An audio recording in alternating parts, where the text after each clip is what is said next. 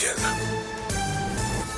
I'm Bree Wood with BIN News Now. An 11-year-old is facing charges after police say he attacked another child and pointed a toy gun at officers in Tulsa, Oklahoma. Police Captain Richard Mullenberg. A child basically just points his gun at the officer as he's pulling over. Then when the officer gets out of the car, tracks him with the gun even more. The victim was hit with gel pellets, leaving welts. An Alabama probate judge is suspended amid misconduct allegations. Black judge Yeshiba Blanchard is accused of making racial remarks toward a white clerk and repeatedly delaying court hearings, creating a backlog. A judicial complaint outlines multiple ethics violations as the investigation continues. And former child star Foster Silvers of the R&B group The Silvers has died at 64. Family says he passed after battling pancreatic cancer. He was known for hits like Fool's Paradise and his hit solo single, Misdemeanor. Get BIN News Now on demand 24/7 on the iHeartRadio app. Watch us on Facebook Live. And hear us on WBOK1230.com. Yo, turn it up. It's Gerod on the air, spitting truth in the booth. We ain't going nowhere. New Orleans City got us hard in the beat, but corruption creeping in, gotta take back the street. But corruption creeping in, gotta take back the street. From the French Quarter vibes to the Ninth Ward grind, he's the voice of the people, yo, he's one of a kind. Talking about the struggle, the hustle, the pain, but with each word he drops, he's bringing power to the game. Gerod on the radio, calling out the lies, bringing light to the dark, keeping hope in our eyes. He's the voice of the people, making changes unfold. In the city of NOLA, we're reclaiming our soul.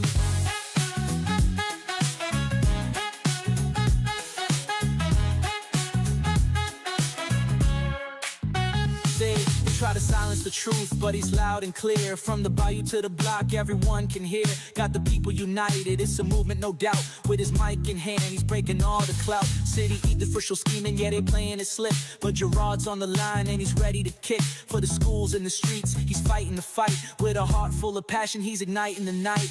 Gerod on the radio, calling out the lies, bringing light to the dark, keeping hope in our eyes. He's the voice of the people, making changes unfold. In the city of NOLA, we're reclaiming our soul. From the jazz in the streets to the gumbo pot, he's the pulse of the city, giving all he's got. Together we rise, united we stand. With Gerod on the radio, we're taking back our land. So tune in, y'all, let the truth resonate. With Gerod on the mic, we're rewriting our fate. In New Orleans, the power is ours to embrace. Keep it real, keep it loud, let's uplift this place.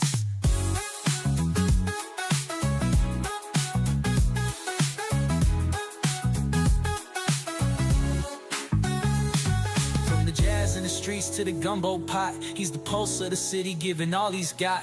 Together we rise, united we stand. With Gerod on the radio, we're taking back our land. So tune in, y'all, let the truth resonate. With Gerod on the mic, we're rewriting our fate. In New Orleans, the power is ours to embrace. Keep it real, keep it loud, let's uplift this place. Gerod on the radio, calling out the lies, bringing light to the dark, keeping hope in our eyes. He's the voice of the people, making changes unfold. In the city of NOLA, we're reclaiming our soul.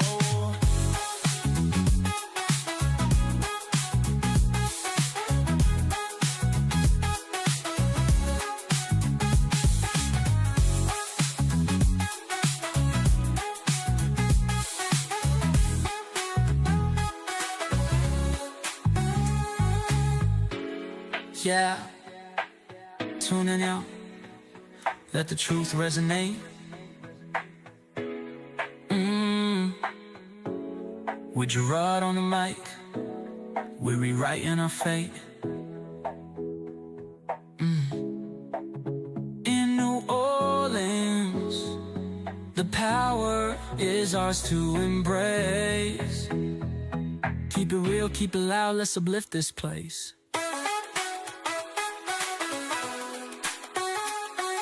Gerod on the radio, calling out the lies, bringing light to the dark, keeping hope in our eyes. He's the voice of the people, making changes unfold. In the city of NOLA, we're reclaiming our soul.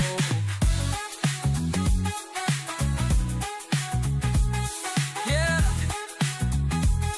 let the truth resonate. With Gerod on the mic, yeah, we're rewriting our fate. Rewrite the fate. In New Orleans, Where you at? Where you at? power is ours to embrace. Keep it real. Keep it real, keep it loud, let's uplift this place. Let's uplift this place. And I'm glad nobody can hear you. Because you turned the wrong microphone You missed on. him, huh? Again, he You did. missed him. It's okay. I can tell you missed him. It's all right. Nobody can hear you because your mic is not working, which is a good thing. It really is. No, It is not working. I can hear myself in there. I'm seeing it register on here. Well, we We can didn't hear you now. We can hear you now. No, y'all need to take the old people wax out your wait, I'm the same age, so y'all need to take the wax out your ears. Well, we couldn't hear you before, but we can hear you We now. can hear you now. I I'm kinda happy liked I it made before. her laugh. Because boy, that's a It's she a hot. day. That's a It's hot girl day. right there. It's a day. Bruh. It's been a day. Following out because she's a hot girl. Bro, I'm gonna tell everybody right now to watch your news. Don't matter what station. Don't matter what station, because all of them, she's gonna be on every last one of them. She ain't gonna be on every last one of them today, but she will be on 6. So that's 5. That's 8. So we need to be watching channel 6. So you're gonna be on channel 6 tonight. You're gonna be on channel 4 tonight for 10. No, that's 4. She's gonna be on channel 26 tomorrow because they come in for 11. So that'll probably be for 6. Then you're gonna be on the AP, the Associated Press. And she probably gonna be on your TV wherever you are. Follow her now because she's a hot girl. Mm-hmm. Well, right now I'm on WBOK 12:30 a.m. and 107.4. Point 107.1. on your FM dial. Mm-hmm. And the number is 504-582-9422. Follow me now because she's a a hot hot girl. girl. The people that messed with her had a FAFO moment today. Some days you report the news. Some days you you are become the the news. news. And some days you are both. Yeah. And today is one of those days. I think she wore herself out. It's Just one of a those bit. days where you just say, dang, I shouldn't have got out of bed. Just a tad bit. I have 2 very hot issues. Well, 3 or 4 very hot issues going on in the This news week. right now. This week. This week. So I can tell you, for those of them that don't know, you have the landfill. Right. Regarding Gordon Plaza, Press Park, the Orleans Parish School Board with respect to the Moton School children and staff. That's one of the issues in the news. And the other one is the Gus High Rise folks. Right. Representing Gus Homes Resident Management Corporation in a hostile takeover from Hano. And then we also have Friday, you're going to have Friday's Chad Chad Cockerham's appeal Cockerham's appeal. with NOPD and Granny. And then we also have issues in the Hard Rock case this week as well. So there's a lot of things going on. A lot of things. And you're right in the middle. And I'm right in the middle of all of it. And Or you- right at the forefront of Right. all of it, I should say. And that's okay. That's okay. Because folks need somebody that's going, Well, it's good trouble. It's good trouble. And I'm happy to be involved in good trouble. You know, for more than 30 years, I've sat at tables, stood in courtrooms, walked neighborhoods, and fought battles that people thought could never be won. And 2 of those battles are colliding in real time this week. On one side, you have the people of Gordon Plaza and Press Park and on the Agriculture Street landfill, families who have spent decades waiting for government entities to honor court judgments arising from one of the greatest environmental injustices in national history. yep. And on the other side this week, I have Gus Homes Resident Management Corporation, a resident-led organization that has successfully managed public housing with glowing reviews from HUD for years, now finding itself fighting for its survival after asking difficult questions about how public money, capital funding, insurance proceeds were spent by Hano. And what do these 2 stories have in common? Power, control, and what happens when ordinary people demand answers from institutions and government entities that would rather not give them answers. Mm-hmm. So for decades, while the Gordon Plaza residents were told to wait until they got sick, wait until their property values disappeared, wait until their neighbors died, wait while government agencies appealed, delayed, negotiated, and maneuvered, And change administration. and changed administrations over and over again. And today, those judgments, after 34 years of litigation, remain largely unpaid, while millions of taxpayer dollars continue to change hands through government budgets. And the question is no longer whether the residents won. They did. The question is whether government intends to honor its commitments and obligations to pay its debts. And that's the part that gets me. Wait, continue waiting. And we continue to shuffle money around, Right. Like and they ain't got it. prioritize other things, like we don't owe people money. This is like that person who borrowed $300 from you and you waiting to get your money back, and they're going on vacation after vacation after vacation and buying new cars and doing all this stuff. And showing stunting it in your face. And stunting and showing it in your face. That's what this is. This is that bad relative, that bad friend that borrows money and then shows out like they don't owe you money in your face, playing in your face. That is what the city of New Orleans, the school board, and Hano are doing, the Agriculture Street landfill claimants. Mm-hmm. And then we also find ourselves asking a remarkably similar question in the Gus case. A resident management corporation that has operated for years finds itself facing termination of its contract after requesting public documents, raising concerns about funding and questioning insurance proceeds, and seeking intervention from HUD. The timing of their raising their questions, and then they get terminated because they're asking for transparency. If residents can't ask for transparency, what's going on over there? How can they be silenced when they're just asking for transparency? If public records are requested, should retaliation follow? These are not partisan questions, my friends. These are accountability questions. And we continue to watch this movie over and over and over again. The players just seem to be changing in government. Yep. And look, nothing was done wrong. The request for documentation was something that I thought was going to be just transparent, and all they had to do was show us documents. They asked Gus for documents, and we sent them. And then hundreds of documents, and they were sent. And you come back and say, okay, let's do this public records request. The first thing they did was, hey, you didn't format it right. Right. Then we formatted it right. Sent them 2 more. Then it came back and said, no, we're not going to send them to you. And we don't have to. And we're firing you. Right. That was the next thing. And we all sitting there going like, what? For what? Nobody could say anything except for convenience. I'm going to say it here. There's something bigger at play. There's some play going on right here. Somebody's making money off of this deal. Somebody's getting a contract that's coming, some kind of privatization. I'm telling you, there is something more going on, because that Gus Management Corporation has done nothing wrong, but somebody smells money and somebody's trying to get at it. And they've been there for years. For 3 decades, they have been managing that property, and they have gotten glowing results. It's just too much going on. Right. Okay? I mean. And then to hear that Larry Barabino. I am just floored. Is leaving Nord. I would love to hear the story behind that, because I really don't think that brother is just gratuitously resigning. I think he got pushed out.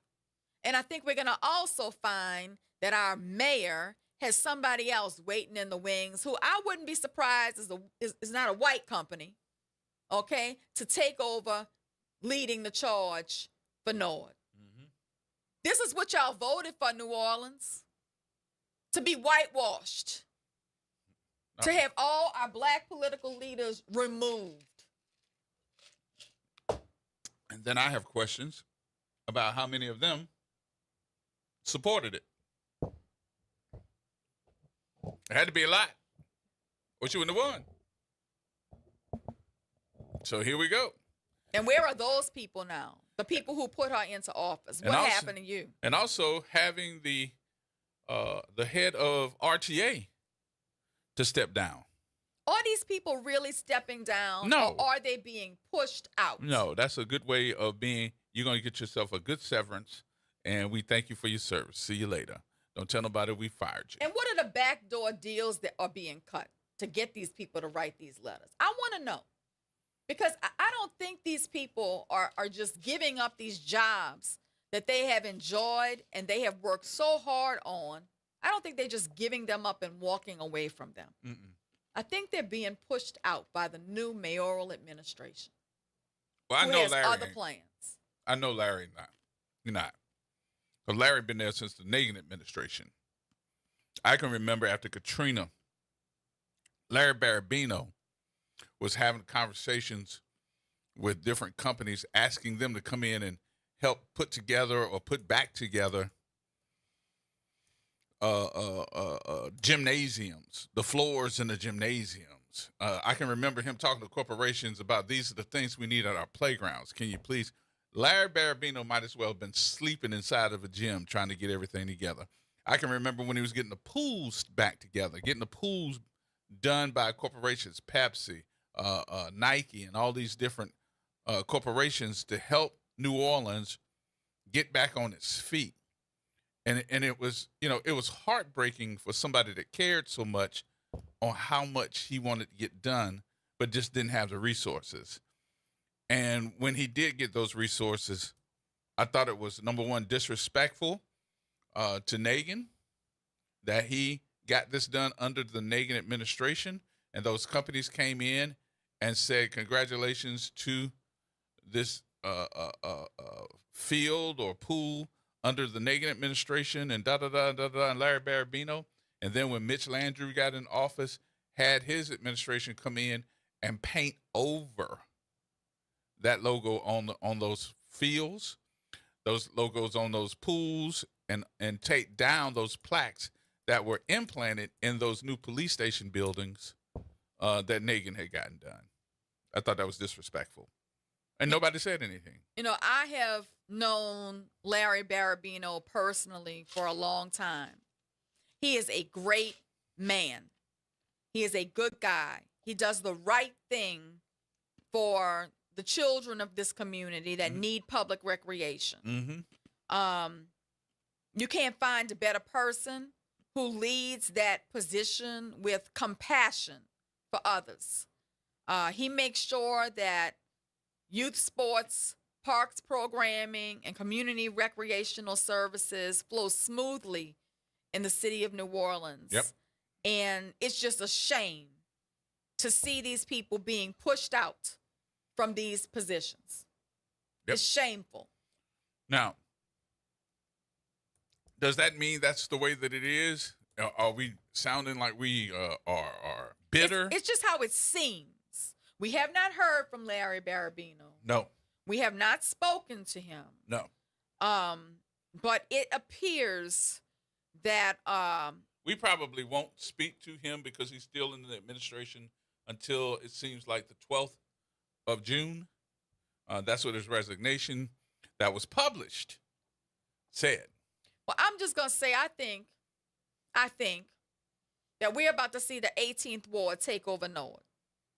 We're about to see the nonprofit organization, the 18th ward, which provides youth sports, workforce development, and community programming, take over Norwood. Now, I may be wrong, but let's see. Let's see. Mm-hmm. I think you're going to see some people who don't look like us trying to create programming for us. Interesting. That's all I got to say about it. So, I don't know. I'm just seeing the changes that are being made. I'm hearing of the folks that want these positions that don't look like us. They not like us. They not like us. They're not like us. They not like us. Bing, bang, boom. They not like us. And then, let's talk about the weekend. I know you want to talk about the weekend. What the hell? This is what I'm going to say about the weekend. Okay. Over the weekend, Zulu held its elections for character and for Grand Marshal.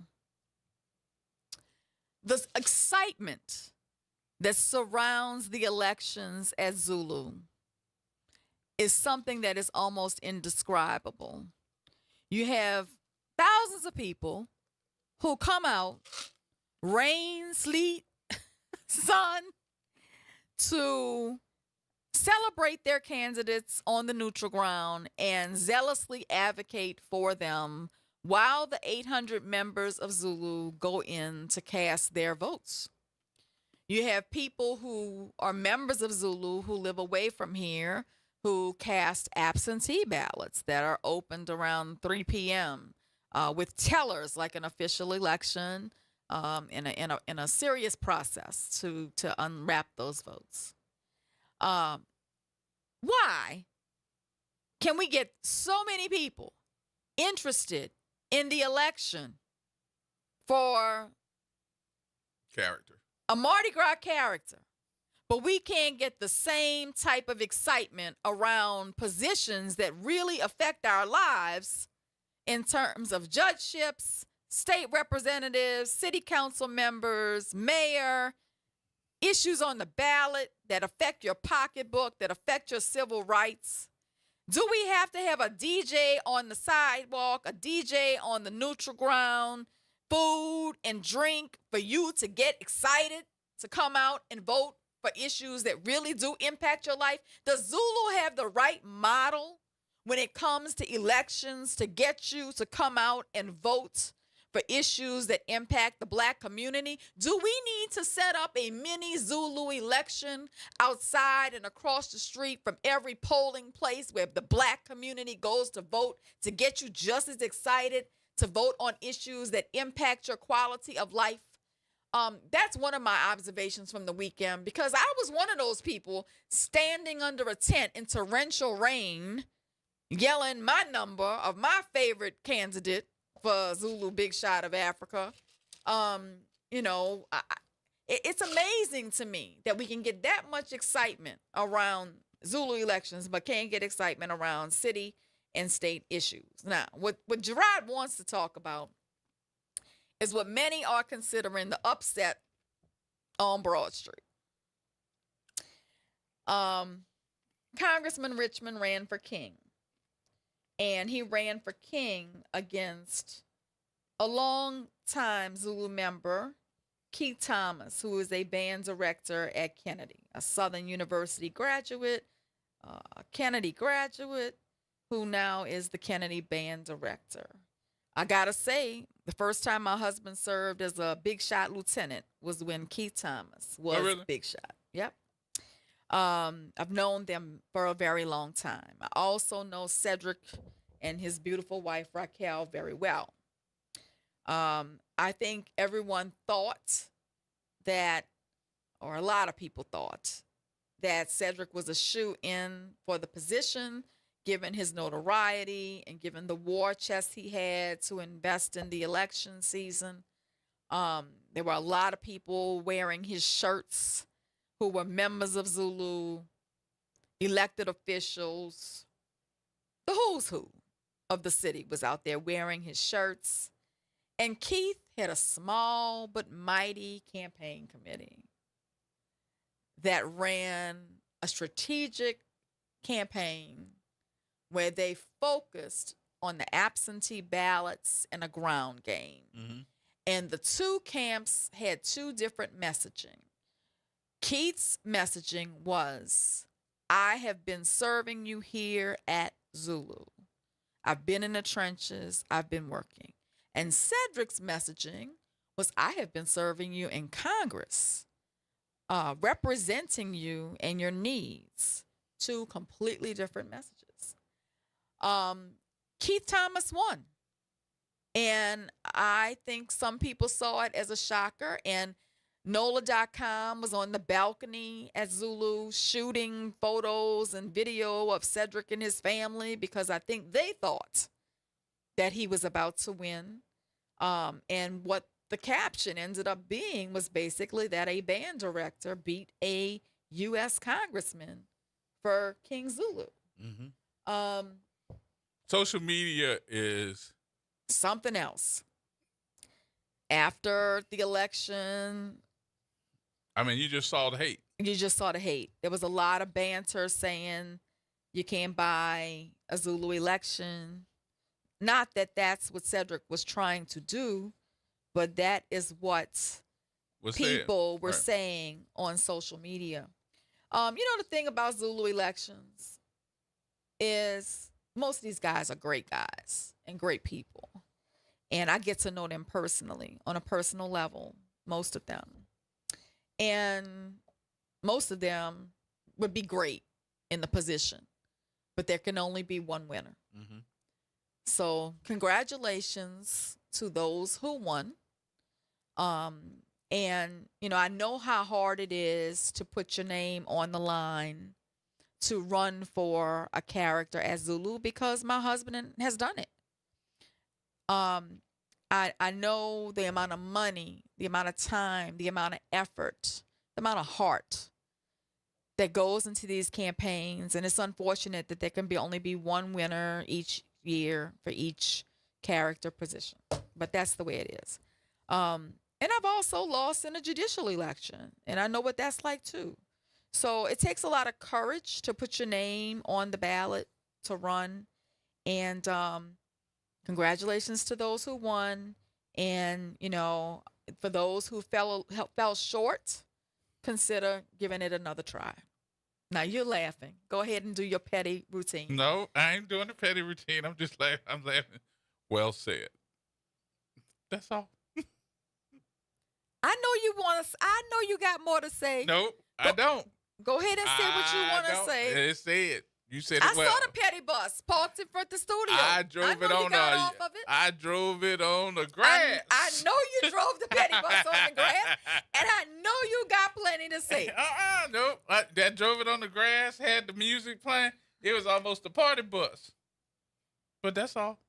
I gotta say, it's a very. I told you. It's exciting and it's stressful being in front of the club on the street, listening to the election results resound. But you know what? I saw something. Well, I didn't see it this year because I wasn't here. Number one. Number two, it's not a pleasure of mine to go. It was last year because I think all of us were invested in the Mills election. Well, that was 2 years ago, believe it or not. Was it? 2 years. Okay. Time flies. It flies quick. Yeah. But I will say this. I was shocked because that was my first time to see the number of people that are out there campaigning. Well, and also They became people are crews. campaigning politically too. Like there were candidates for municipal court out there beating the pavement, and depending upon when the election is, sometimes you'll see people campaigning for judgeships, and you'll see people campaigning for mayor. You'll see people campaigning for everything. They take advantage of that environment to come out there and campaign. And if you've never gone out to see, I don't even care if you want to participate, you need to see this. This is remarkable to see the number of people that show up. You're talking about thousands. Yeah, and I don't think people understand what goes into this. I mean, having done it, I can tell you that from the time a candidate announces, which, by the way, is the Wednesday morning after Mardi Gras, Ash Wednesday, from the time a candidate announces on Ash Wednesday to the point of Election Day, they may have spent $20,000, $30,000 in mail-outs, token gifts for the neutral ground, first Sundays, and parties and brunches that they host from Ash Wednesday up through Election Day. I mean, it's an expensive venture. It is a time-consuming venture, and people put their heart and soul into it. All right, y'all. We're going to talk a little bit more about this in just a minute. We'll take some of your telephone calls. I'm not going to be the petty bus. I'm not. 504. Oh, you wanted to be the petty bus so bad. I can't believe you punking out. I'm not. You've been You talking see about this you see the since look on my last face, night. right? There's a reason why I'm not being Okay, the very petty good. bus. Very good. I'm happy that you're not. But you started last night, and I can't believe you're not doing it now. Nope. I couldn't leave Broad Street fast enough for Gerod to call me to say, nigga, what? What the? What the? Like the song. Like the song. What the? That's what you were saying. Mm-hmm. All right, y'all. More coming up in a minute. Everybody hold tight.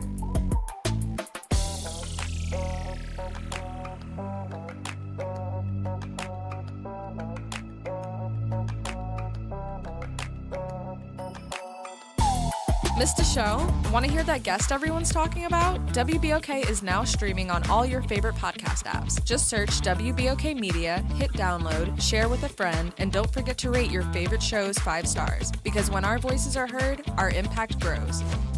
Well, Saints of God, this is Pastor David Impartan Sr. coming to you over the airways of WBOK, your favorite host of Change Your Water, Change Your Mind. Want to invite you to our show every Saturday from 1 o'clock to 2 o'clock p.m. That's Change Your Water, Change Your Mind. Want you to invite your family and friends to a broadcast that's designed to change your life, the way you think, the way you act, and what you eat. We want you to tune in every Saturday at 1 o'clock, WBOK, 12:30 a.m. See you on Saturday. Making a difference in the community. WBOK 1230 AM. Here we go. The reality check on WBOK 1230 AM. All right, folks. As I sit here and eat my ice, we are back. It's Monday. I've been a Monday for you. And we ain't even finished telling you about everything that's going to be happening today. No. But anyway. In real news. The ruling has come out from the Louisiana Supreme Court in Gary Crockett versus the state of Louisiana. Jeff Landry consolidated with Chelsea Richard Napoleon in her capacity as clerk of court versus the city of New Orleans and the city council. And in that matter, the Louisiana Supreme Court has ruled in favor of dismantling the seat held by by Calvin Johnson. I'm sorry. That's Calvin Duncan. Calvin Duncan. So they upheld it, and it is no longer. It is no longer. So for those of you that were having hope that Calvin Duncan could, serve, no. And not only that one, they're also going to cut many of your judges. When I say many, I mean at least a couple of them. That seems to be that seems to be the conversation was happening in a political realm too, that they cannot have all these judges in the city of New Orleans. So who's going to get cut? Who's going to get cut? That's the question. They telling me Fuller is going to be one of those that got cut. He just got sworn in. Yep. Just got sworn in, and they're saying that he's going to go.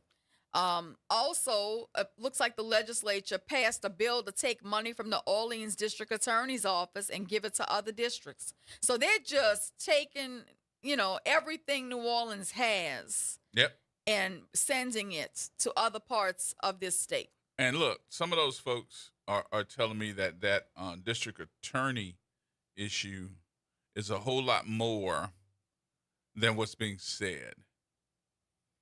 And one of those issues that I'm hearing, I have not confirmed this, so please hear this as something that's hearsay right now until we can confirm it.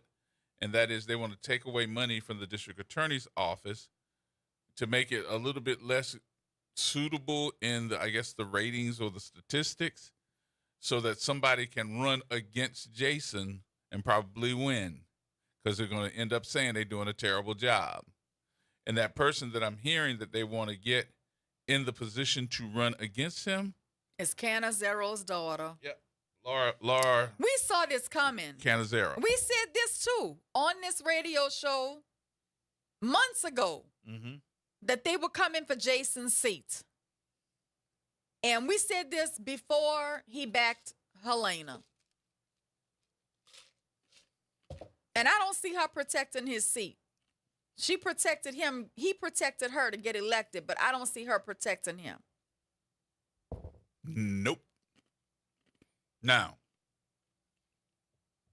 let me say what I got to say about that. That doesn't have anything to do with the resignation of Mr. Canizero, who's leaving the AG's office, said he's retiring. Where do you think he's going? Help his daughter? He's going to help his daughter to win that race. Yep. He's going to make every call, and he's going to go raise money for her at every law firm where he has relationships, because he's trying to get his daughter into that position. Mm-hmm. But we tried to tell Jason a long time ago, listen, you better watch who you supporting, because I never forget Mark Morial said something a long time ago, and he said, you better watch it when you ride in that Tiger, because that Tiger will start running and start bucking you from the back to the front of the neck in that area until you get close enough that they can bite your butt. Well, you might be a little buttless right now because they had a plan a long time ago. As you're playing with them, now they got a plan against you.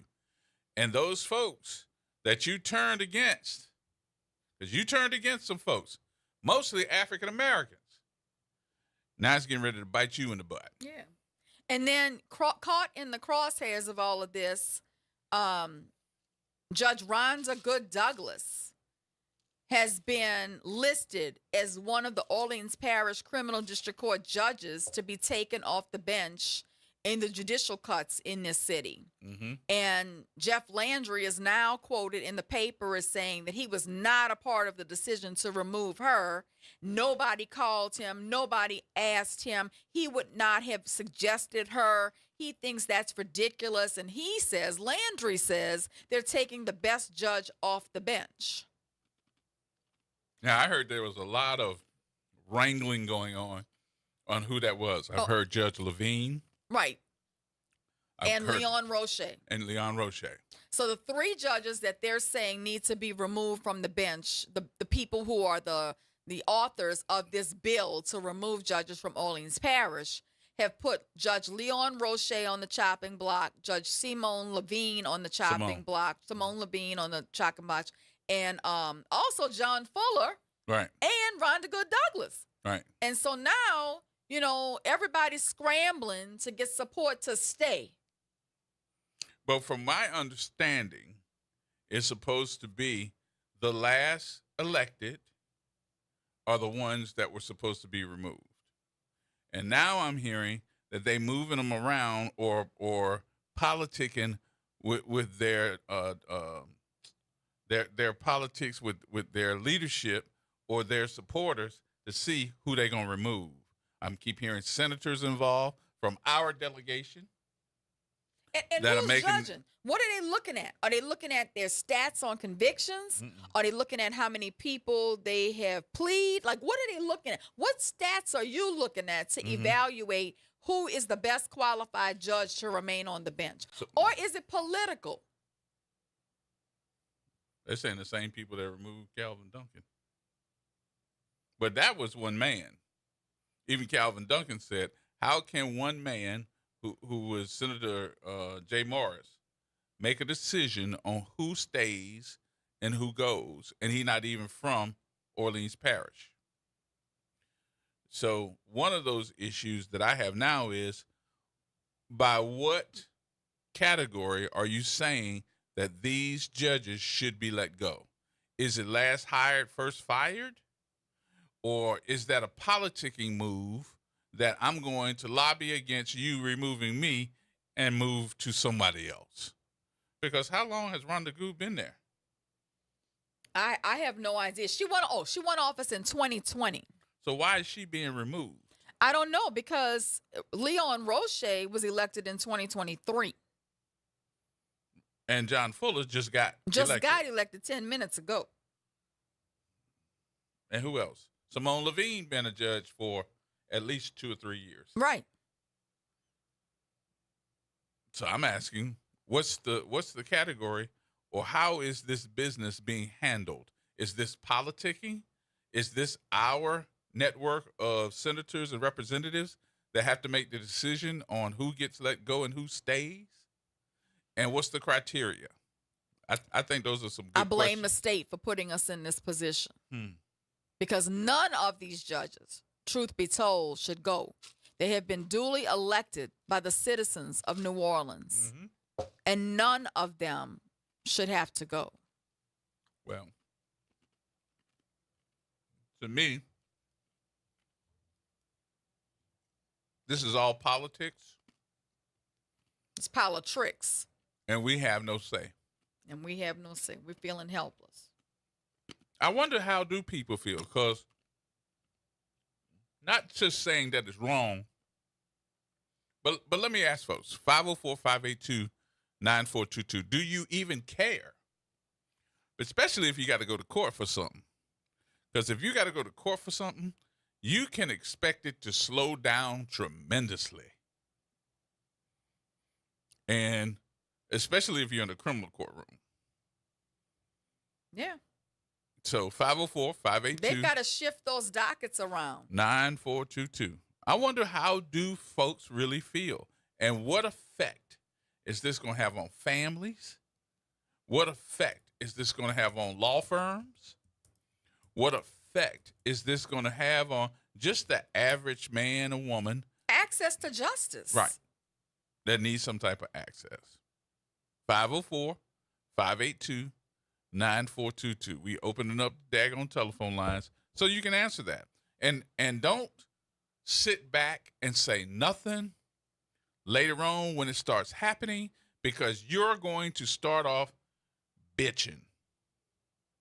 And we're going to be sitting here saying, well, we tried to tell you. We tried to let you say something. Don't call me when the rabbit got the gun. Ain't that our favorite line right now? I think it is. No.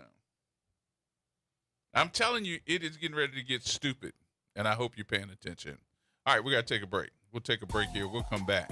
Get your calls in now, because we're going back to the phone lines in just a minute, y'all. More coming up I think next. it's been stupid. It's just getting dumber.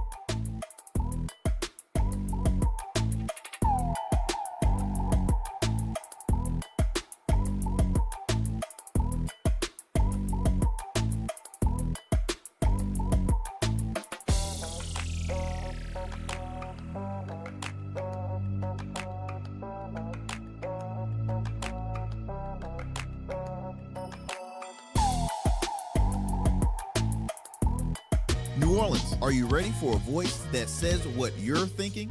Who that, you might ask? Arrington Gavin. That's right, I'm your guy, host of the Arrington Gavin Show, giving you so much filled with bold opinions, real conversations, and zero sugarcoating. We're going to be diving into the issues that matter: politics, pop culture, and all the above, unfiltered and unafraid. Catch the Arrington Gavin Show weeknights from 7 p.m. to 8 p.m., Monday through Fridays, right here on WBOK, what New Orleans is talking about.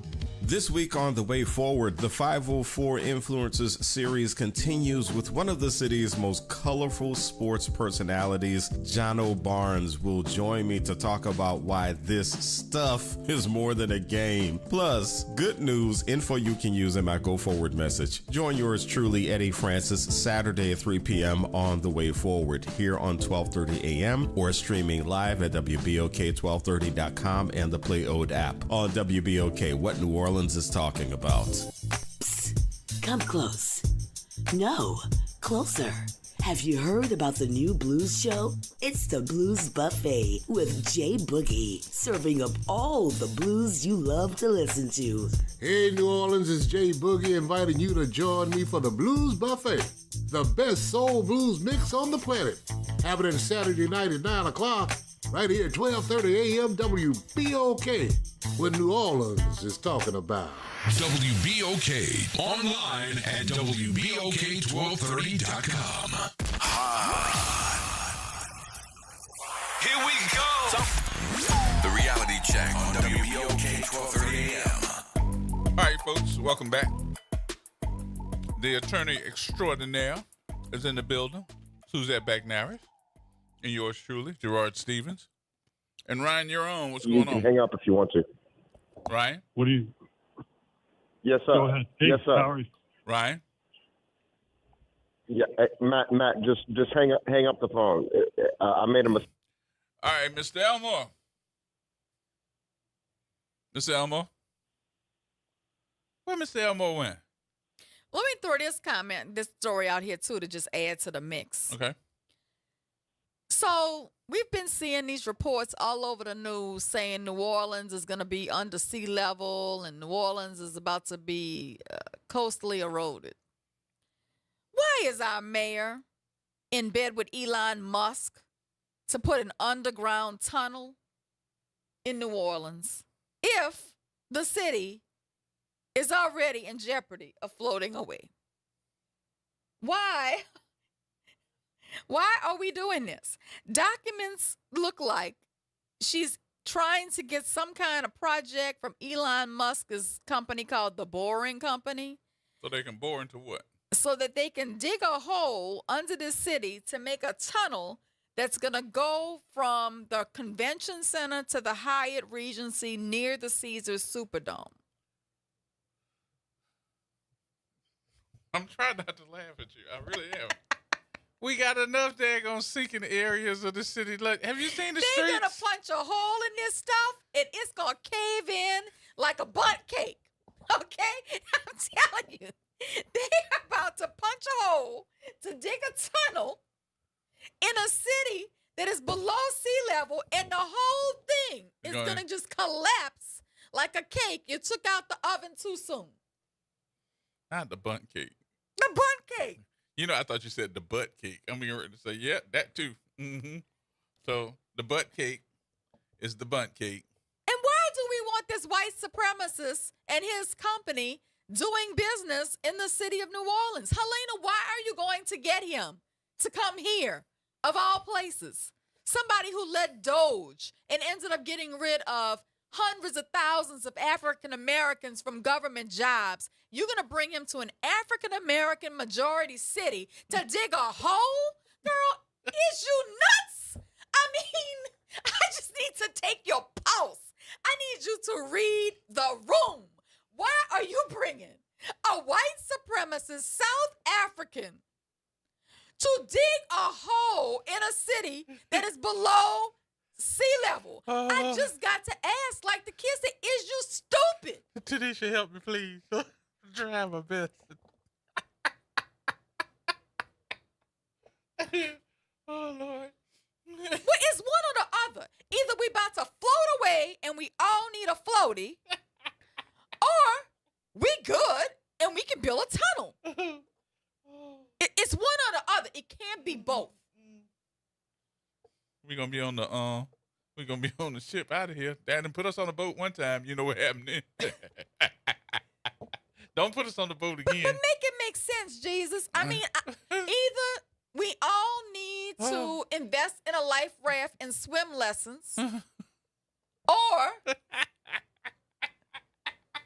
we all about to be in the tunnel driving from the convention center to the Hyatt. And we can't get high-speed rail, no way. So what we going to be doing? And we broke.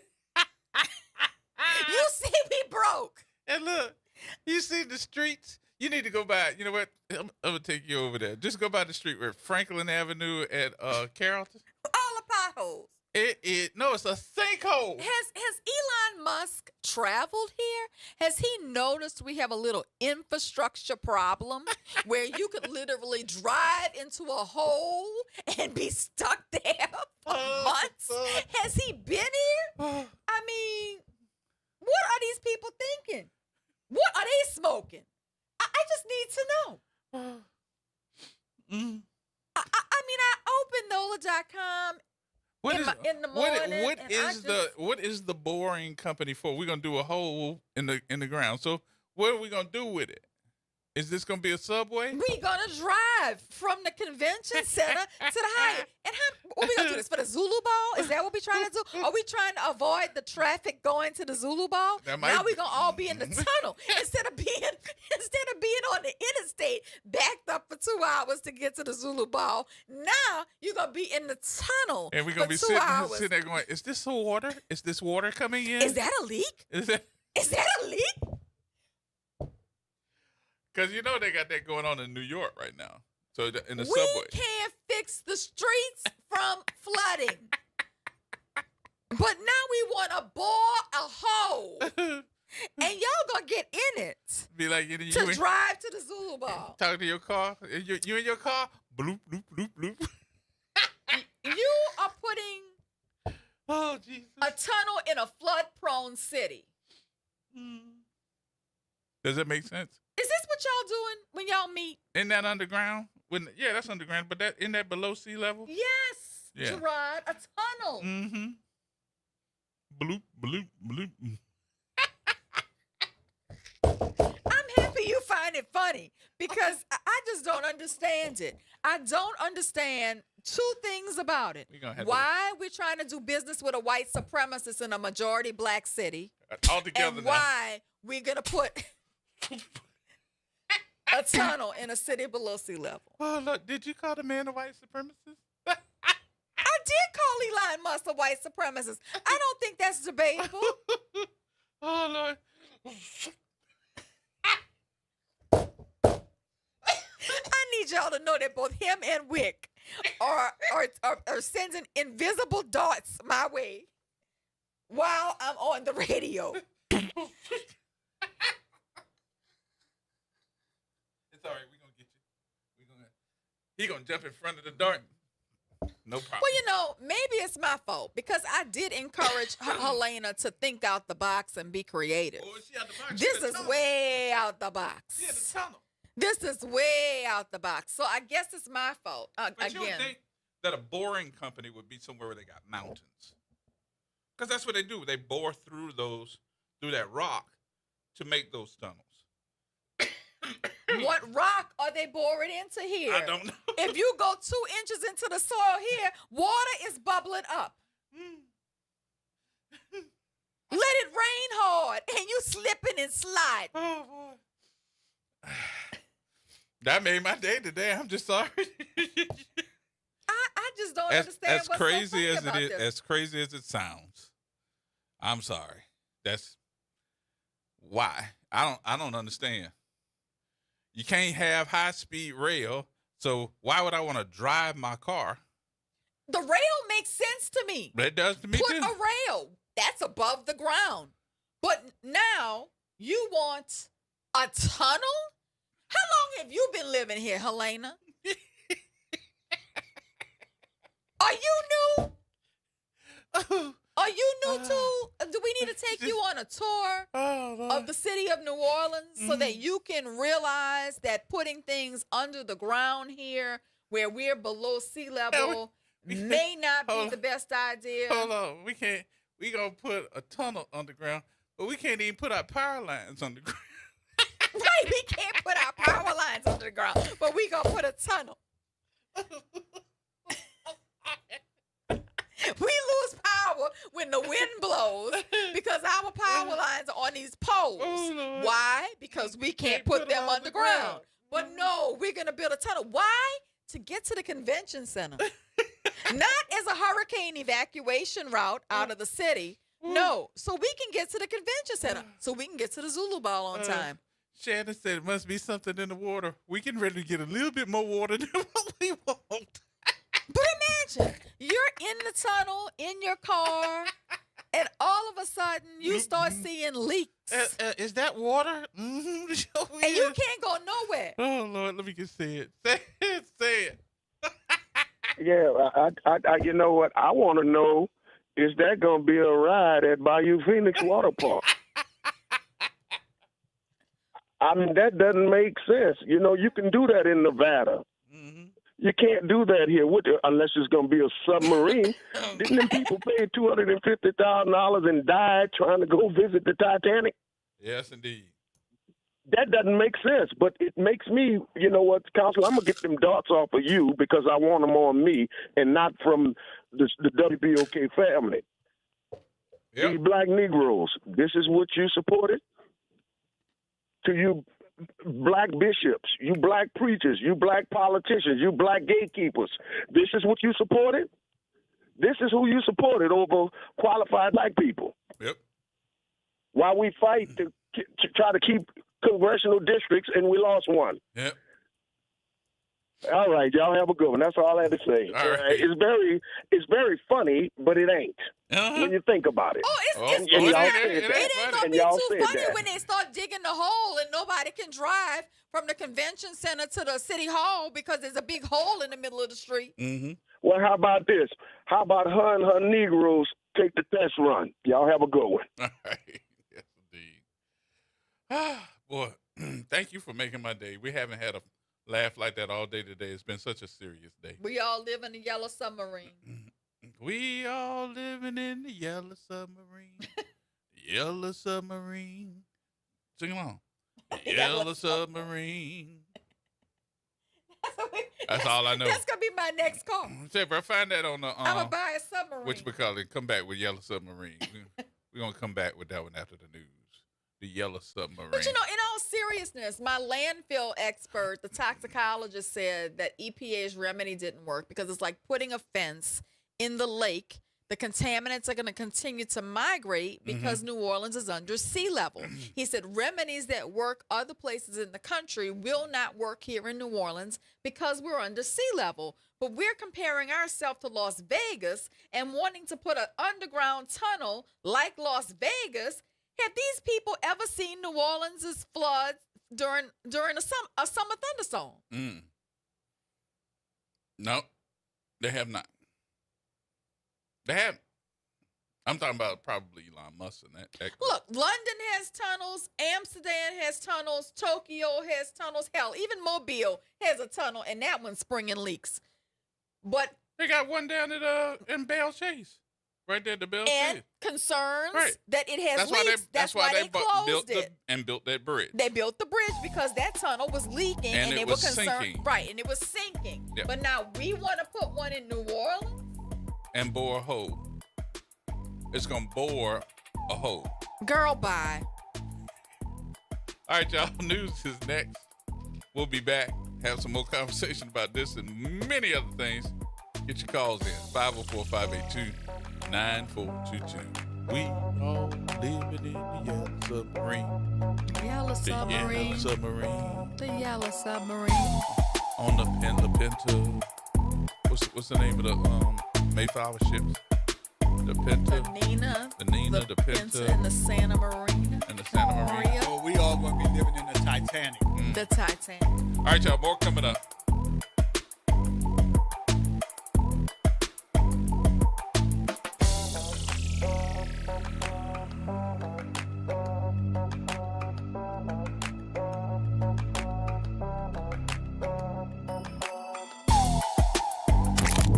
Campus of Xavier University. WBOK Go and Equity Media Station. I'm Bree Wood with BIN News Now. 3 people, including a child, are dead after a natural gas explosion destroyed an apartment building in Dallas. Here's the city's Black Mayor, Eric Johnson. I want to encourage our entire city to come together and pray for all the people, all the families affected by this tragedy. The blast leveled part of the Oak Cliff complex as crews responded. 2 black families are suing the U.S. government over a 1960s vaccine trial in D.C., alleging their infants were used without consent and later died. The lawsuit claims the experimental RSV research targeted low-income black families. And Will Smith's ex-wife, Cherie Zampino, is suing his former friend Bilal Salam over alleged defamatory remarks made during an online interview with Tasha K, saying false claims about her personal life caused humiliation. Get BIN News Now on demand 24/7 on the iHeartRadio app.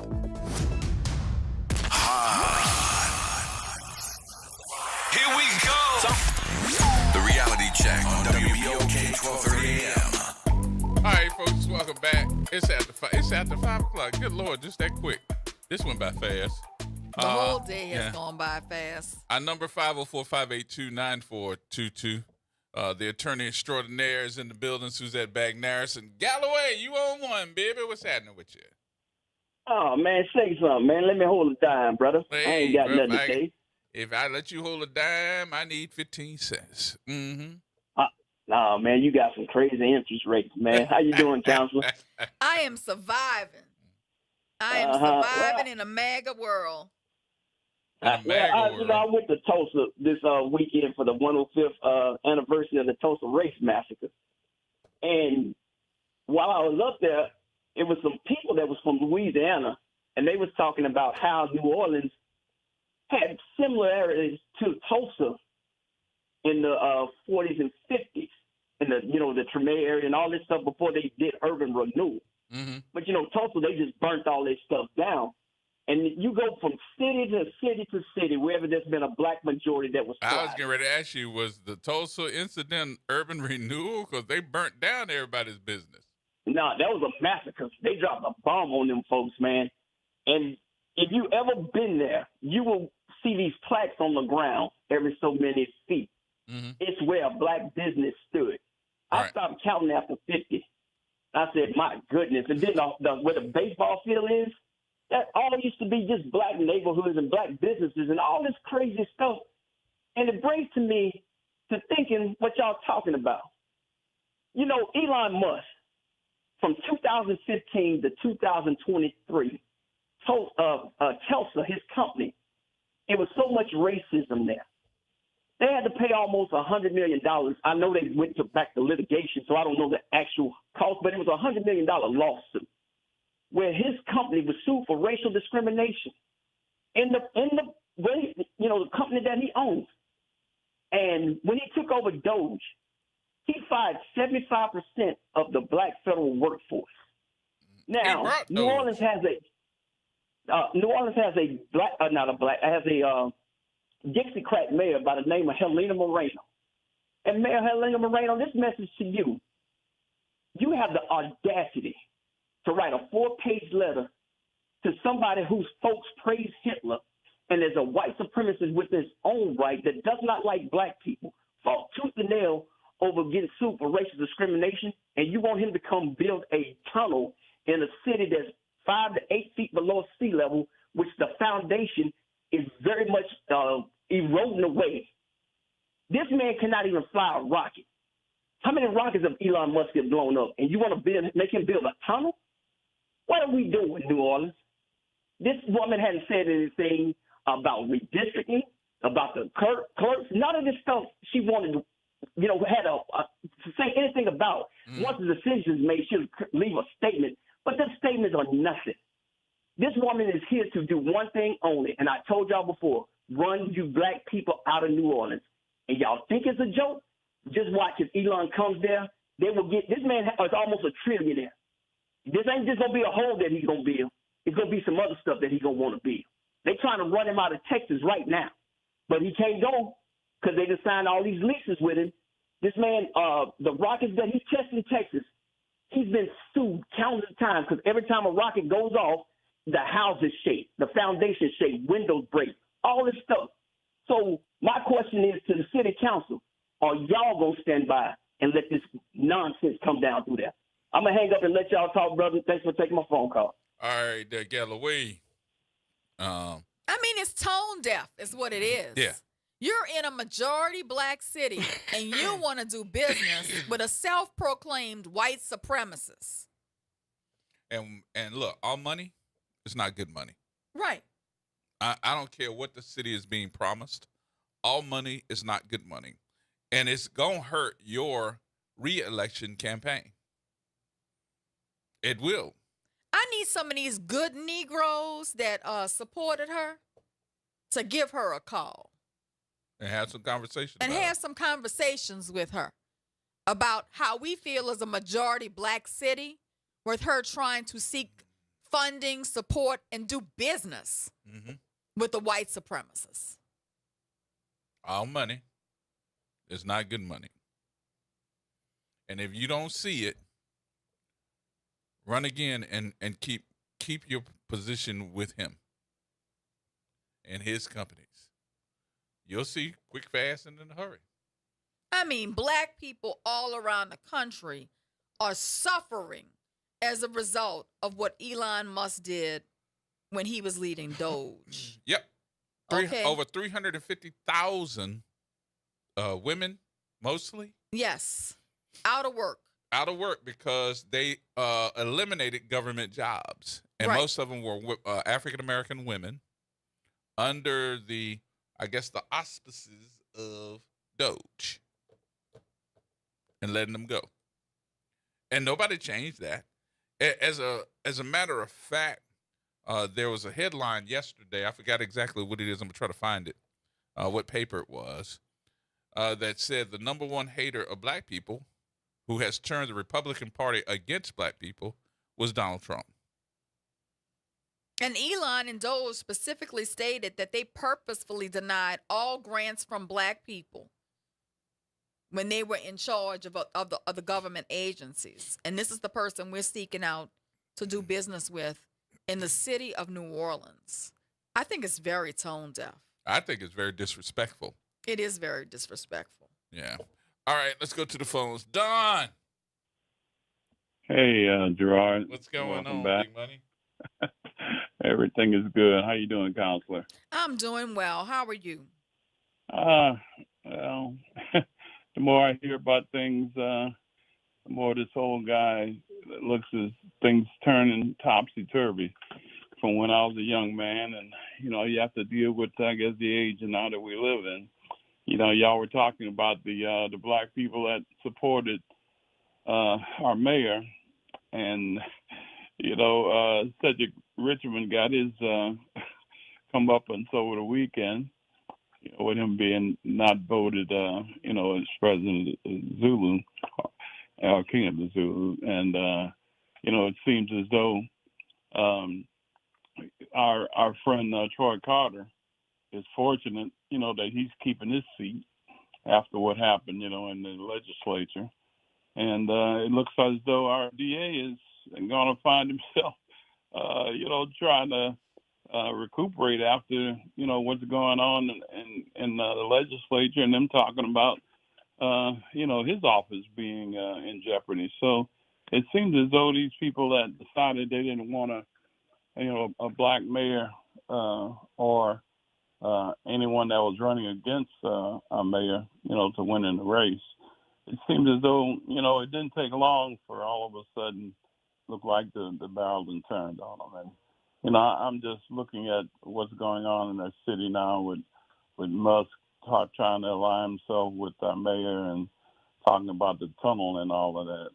It seems as though as the weeks and months go on, it looks like things are just turning from bad to worse. And we're just in a position now over the next months and years that we're going to have to try and, come together as a people and recover our city back. Because, one of the things I think about is if the city is not majority black, how are you going to have the same culture that you've had over the decades and centuries here in this city without a number of black people being involved? And it seems as though they want to, change everything where all of the major offices are being held by whites in a majority black city. And I never thought that would come to that. After Dutch Memorial got elected. I knew it was going to come to that when they started electing white people to the mayoral position. Yeah, I just thought, with Landry being, I just thought he was an outlier. I just thought that because of his popularity and his vast popularity, that I can understand him being, elected mayor the first time. Now, the second time, I didn't think we would, but apparently when you get in office, you have enough power that, being reelected is something that seems to come naturally to our city. But I just thought he was an outlier. I didn't think that they were going to get to a point where they thought that getting another white, person in the mayor's seat was going to be something. Of course, our last mayor didn't help the cause with the things that she did. But I just thought one of these two mayors, black candidates that we had, that one of them would have a good chance of, being our mayor. But it seems as though when you don't have a lot of people that go out and vote, or they vote for someone that we really didn't think was going to be mayor early on, then this is what you get. And I think, now after only a short time in the office, I think a lot of people now that voted for are wondering, what did they do? What did they get our city into? So it's just going to be a tough times that we have to, pull up our pants and make sure that we're in for the long haul. But I think the big thing is for black people to come together and make sure that they go out for this recall thing, and make sure that we can get this guy and the AG out of office. So we just have to continue to pray that people can come to their senses and know that doing a recall is for the right. Well, one thing, Don, I'll tell you this, and I think a lot of people aren't paying attention to it, is the fact as much chaos that we go through, whether we're trying to figure out who's in charge, who ain't in charge, with this issue of this recall. One of the things I will tell you is the fact that while we're fighting over absolutely nothing, that these folks are continuing with the push. And then number two, the Republican Party has come forward and said, we're going to help the governor. Yeah, to keep his office. Keep his office. And not only are we going to keep his office, but we're going to involve our monies to tell everybody don't sign the petition. The petition, yeah. So and that's why with two things with that, two things. I think the first thing is it shows that they're behind their guy. Don't matter. Right. Number two, that they're willing to do whatever they need to do to support him. While we're fighting about the little bitty things, right? They're putting their money where their mouth is. So, but I do give credit that what happened over the weekend. I did read that the NAACP statewide is now asking Jay Morris to resign. Yeah. Yes, I did see that. Yeah, but Gerard, it's like you just mentioned. A lot of times we as black people have so many things that are being thrown at us at one time that, like you said, a lot of times the small things are the things that get in the way when we should be at a point where we say, look, we're going to lay aside those minor differences and come together as a people so that we can get these things done.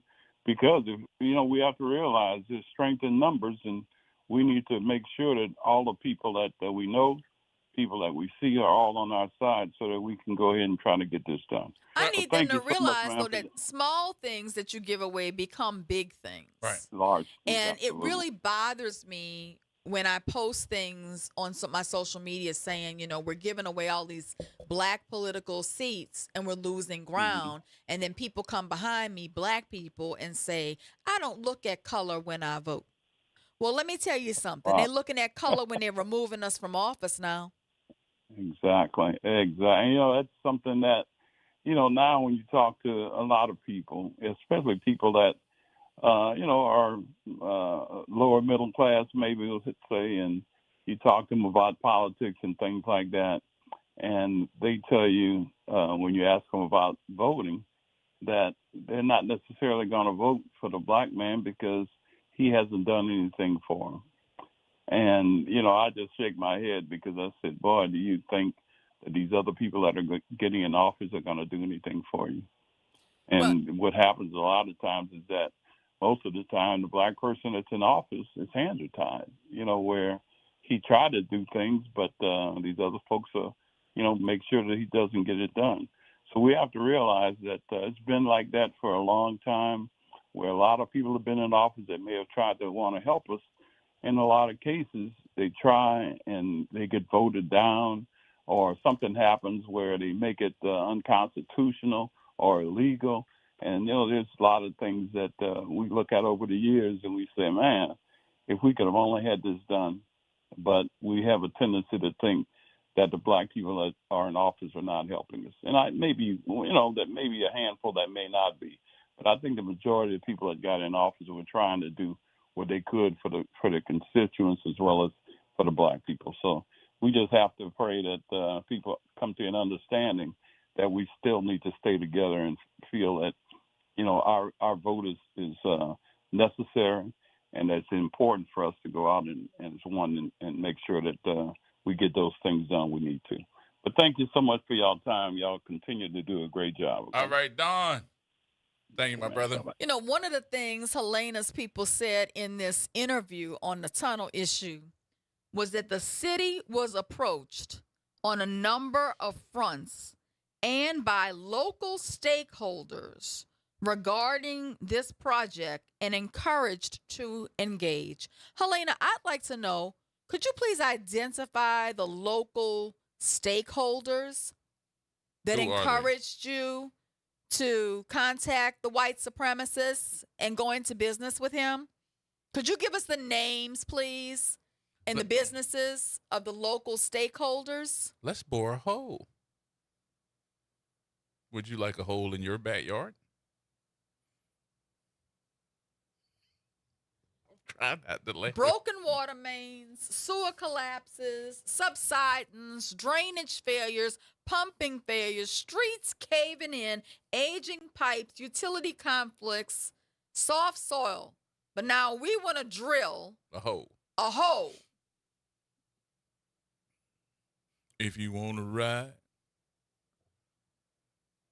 don't ride that white hole. We got scientists continuing to warn Southeast Louisiana that we're facing flood risk, rising groundwater pressure, stronger storms, land loss. She wants to dig a hole to make us sink faster. All right, let's talk to Miss Catherine. Hey, Miss Catherine. Hi, Gerard. Can you hear me? Yes, ma'am. Okay, I'm going to be quick. I just want you to know that your mayor will be the guest on Newell Norman show tomorrow. So you should So, call in and ask her, what we going to do with that hole, woman? Oh, me call and say that? Yeah, you should call her. And What ask hole? what you plan What on doing hole? with that big hole, and where is it going? From where? Where you say it was? Well, you know, From he's not City going to let Hall you get away. to He's not- and Hyatt he's to not- the convention center. He's not going to let you ask that. No, you can ask her. You can ask that. No. Why he wouldn't let you ask that? Newell not going to let that happen. That's why she The mule- goes over there. Right, the mule is not going I to let want that happen. y'all to notice that your white mayor, that the good black Negroes got elected, does not come on black media at all. That's She what I was only gonna ask goes to white media. That ought to tell y'all something. She's not Right, well, why interested in talking to us. Oh, I was wondering, how did that happen? We should ask the good Negroes that got her elected. The good Negro? Yeah. Yeah. Well, he announced it yesterday. He said, the mayor of New Orleans will be my guest tomorrow on my show. I'm sure And- she will. How And they nice. got rid of us at Mardi Gras because we were usually at Gallia Hall. Right. Right. The mayor no longer has a press pass for this station at Gallia Hall for Mardi Gras. They used to announce the parades. We can't do that any longer. So your mayor, who was for everyone, all in, is now putting us out.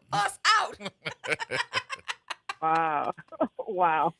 Yep. Well, I just want to let you know that. Please call in tomorrow, Gerard. No, I want you to call.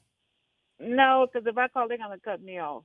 Let them cut you off. You think they're going to not cut me off? The slogan needs No, to be all no. in but y'all, all in but you, All in but you. all in but you, Mm-hmm. you people, You Jamba Juice. all in but you people. All in but you, Juba Juice. Yes. Thank you, I Miss just Catherine. wanted- Okay, you're welcome. All right. Bye-bye. That is true, though. She did say. Everybody in. All All in. in. Well, isn't this part of all? If it was really all in, wouldn't you be coming here too to discuss issues that matter to the black community? You say you're representing everybody, but you only speaking to some people. All right, y'all. We got to take another break. We'll come back. Take some more telephone calls. 504-582-9422. You think Calvin Duncan will come talk to us now? Nah, he ain't going to come talk neither. I did see that petty bus parked out front. I was driving it. Beep, beep. Come on, let's go. Come on. Beep, Who got the keys to the Calvin, Jeep? you want to Beep, ride beep. now? Come on, Negro, let's go. You didn't want to ride before. Do you want to ride now, Calvin? And maybe we'll pick up Jason on our way, too, because he going to need a ride soon, too. Oh, Lord. Beep, beep. Who got the keys to the Beep, Jeep? beep. No. Beep, beep, beep. Come on, Negro, let's go. More coming up, folks.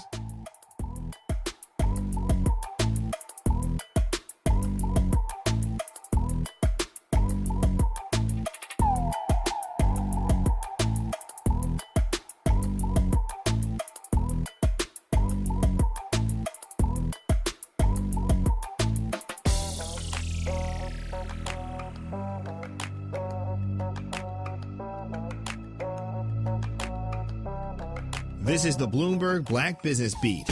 NBA legend Shaquille O'Neal is partnering with a tech wonderland right in the middle of New York City. It's called Tomorrow, stylized as TM:RW.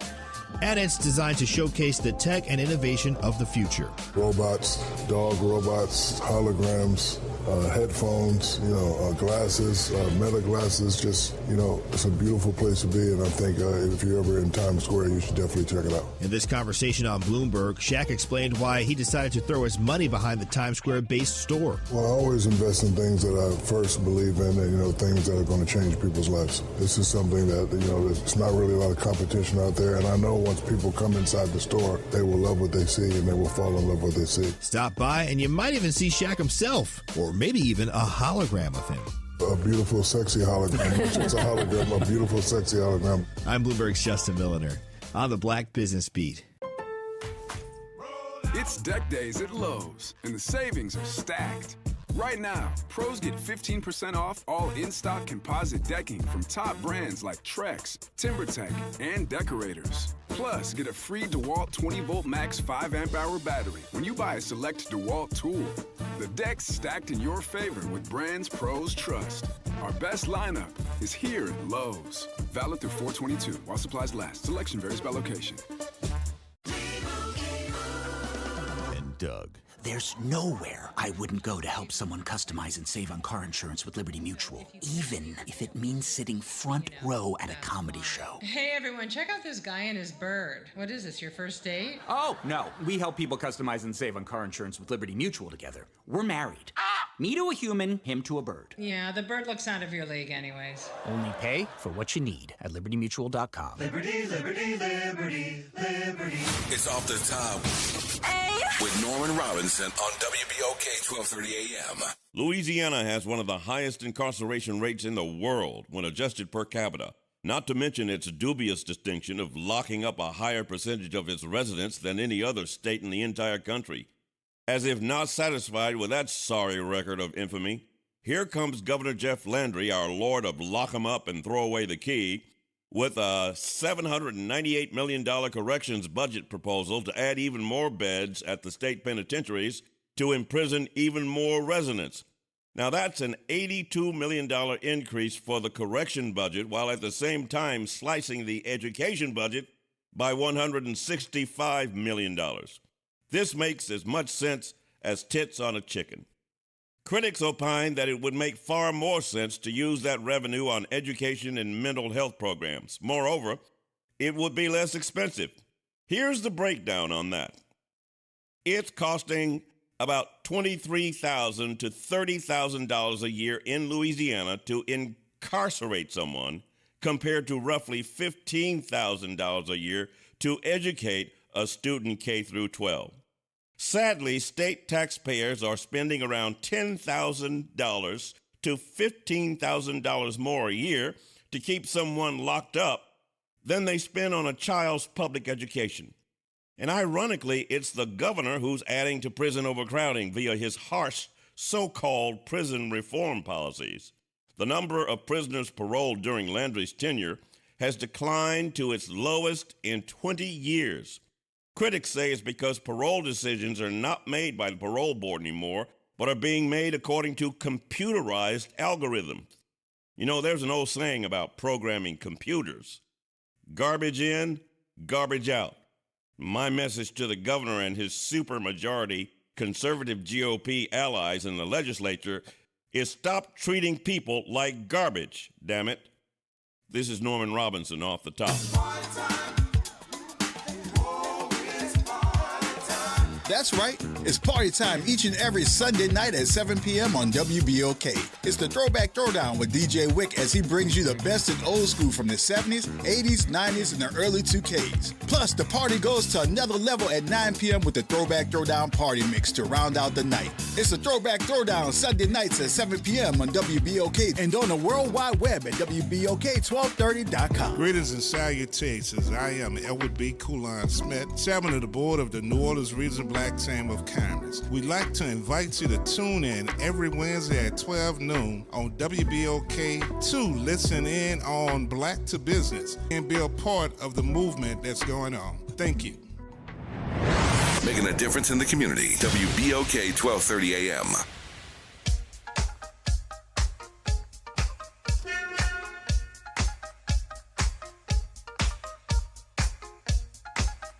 Give me a hoe if you got your funky bus fare.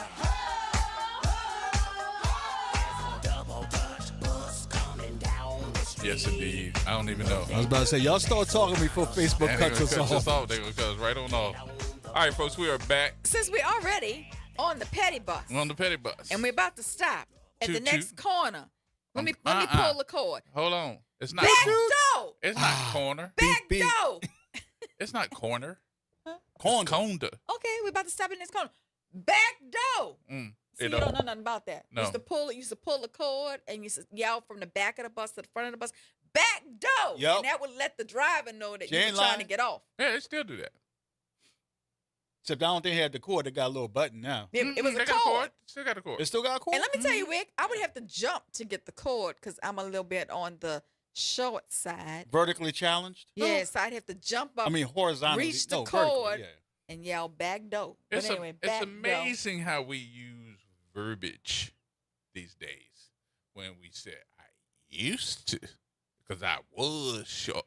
No, you would still have to because you're still short. I haven't been on the bus in a minute, We gonna but you know. And you're on the little yellow bus. Today you are. But wait, you didn't say what the next stop is. We gonna Drop say- the next thing. We gonna stop. We gonna stop. Okay. Let me get T-Bone through. Okay, get T-Bone. Go on, T-Bone. T-Bone T-Bone. might want to talk about it. He gonna talk about How either one of y'all know about what's on the back of Rita right now? I know neither one of y'all hopping on Rita. I spent a lot of time on Rita when I was in high school. I would ride Okay, Rita from Ursuline all the way to the east. Okay, all right. You were in your bed from back in the day. From back but in the I day. know neither one of y'all copping the bus right now.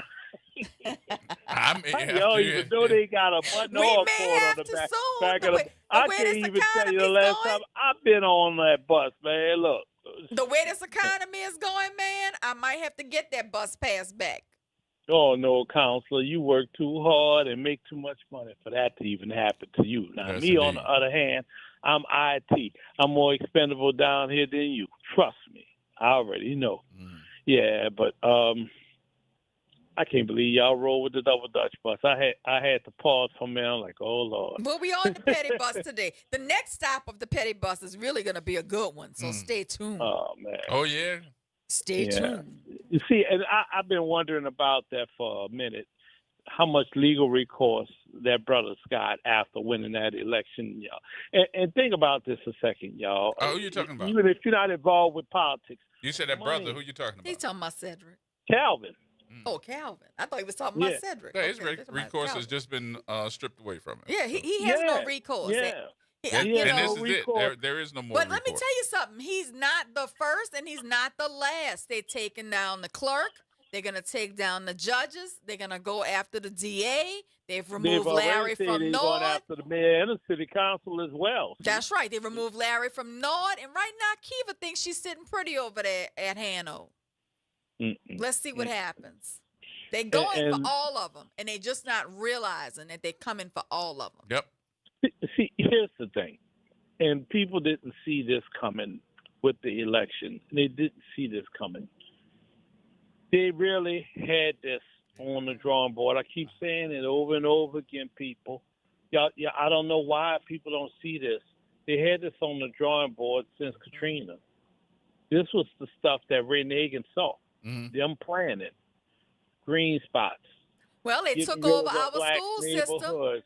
Took off our Sarah- school system and got rid of all of our teachers, all of our administrators, got rid of the middle class Get rid in of New the public Orleans. school system and trying to make it like another state charter. They're trying to sit up here and throw out all the black schools. They're doing all of this stuff to whitewash things. Look at who they're putting in power in place. I guarantee you, if it was a white clerk of court, Landry would not say anything. Not a single iota. The only reason he hasn't said anything about Moreno as much is because she looks like she's a lighter shade. And look, That's what Chelsea Napoleon may be feeling good today. I wouldn't do too much of a victory lap. Because she they ain't will passed set their blunt. somebody up She to ain't run passed against their her blunt. next. She ain't passed their blunt. That ain't gonna work for her. They will put somebody to run against her next. I'm telling you, the next time there's an election cycle for a bunch of seats for judicial office in Orleans Parish, it's going to be a whole bunch of white candidates. Hold on. Oh, And it's for, gonna and be for white. clerk of And court, I Orleans Parish, predicted the it's going to other be a thing white candidate. Chelsea with Napoleon the is seat. not passe blanc. Where you get that from? Who said that? T-Bone. She's not. She's darker. She's darker than. But she's not what they want. passe blanc. Why you say that? She's darker than she want. She's darker than they want.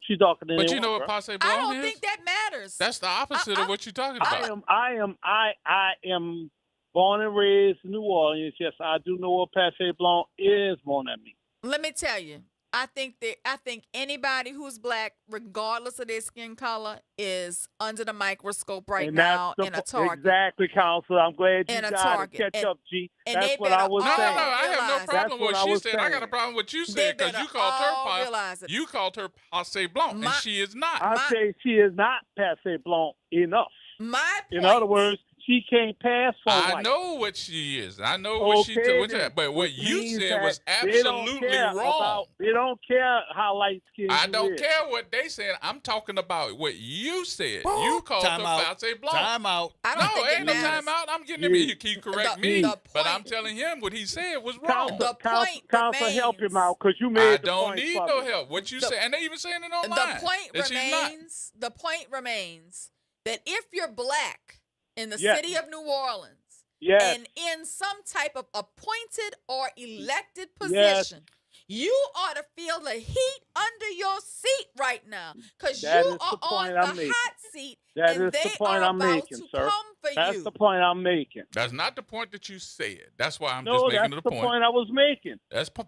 Listen, But you just said passe it wrong. blanc That's all. don't mean anything I to have me. the right to correct That's the people point like I'm you making. correct me. Y'all are missing the point. I'm not. Yeah, y'all are. Y'all arguing a moot point. You're saying the same thing. The We are same not. thing is that We are not saying the same black thing. people, You're saying something different. regardless of colorism, are on the hot seats in Orleans Parish.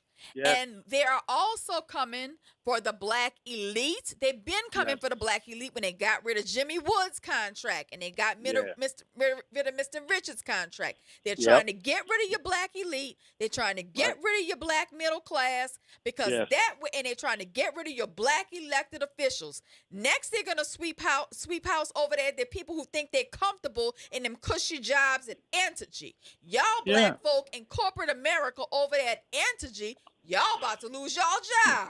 These people coming for everything. And if we don't start opening our eyes. They're coming for the black colleges. Exactly. They're coming for black educators. They're coming for the black educated. They are. They're going to wipe out these HBCUs. I've been telling y'all that for the last 2 years. Yes. Okay? Yes. They're taking away their federal funding a little by little, and they are going to come for them. So wake up. Wake up. Start treating these elections like y'all treat these Zulu elections. So while y'all talking about what they gonna do, I wish we would have the conversation of what they've been doing. They ain't just start. Yeah. They ain't just start. This just didn't start. It's the fact that we're just talking about it because nobody else is, and the fact that nobody is waking up to the point where they won't say, this won't happen to me. They've been going at it. But I think all of these elected officials been sitting pretty, thinking it wasn't going to happen to them. They've been so focused But that's their fault. on getting Gallia Hall seats and getting suites for the Essence Fest and everything else that comes around that they haven't realized that they shouldn't have been so comfortable because they were coming for them. They were plotting against them. And how long that's been going on? It's been going on for a while. So this didn't just start. What they did is not pay attention to themselves because they're the ones that's saying it would never happen to me. Right. And that's their fault. We're just talking about it because we're asking, hey, why didn't y'all wake up? Because you might not think that it happened to you, but guess what? It's happening now. Yes. And it's not just happening here. It's happening all over the country. Because as I'm talking to friends in black people in corporate America throughout the country, and I'm talking to black lawyers who are handling these kinds of cases around the country, they are disenfranchising black people every day from every walk of life. If you don't wake up soon, You next. You next. That's all. Yeah. Once Trump put the discussion out there and changed it from being called affirmative action to DEI and gave it the black eye and the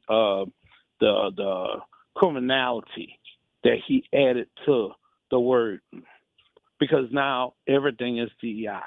Everything is on somebody that doesn't look like him. Everything is wrong in that respect. That's the demonization. And as my wife would say, of the colonizers. That's what this is at its core. And if you are an educated black person and you went and got your degree and you don't see this, something's wrong with you. So what he's doing basically is giving them talking points. Talking points are not the conversations. Talking points are using verbiage that I can remember, that I repeat. The same thing, I'll give you the example.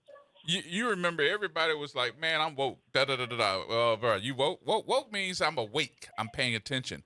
They turned that one word into a bad word. They demonized it. And demonized it, exactly. Mm-hmm. So what we got is somebody saying, well, shoot, I've been woke. That means I'm awake, paying attention, and know what's going on. They took that word and said, we're not going to be woke anymore around here. And guess what? Everybody in that party that's MAGA, Republican, or whatever is using it as a word that's bad. Right.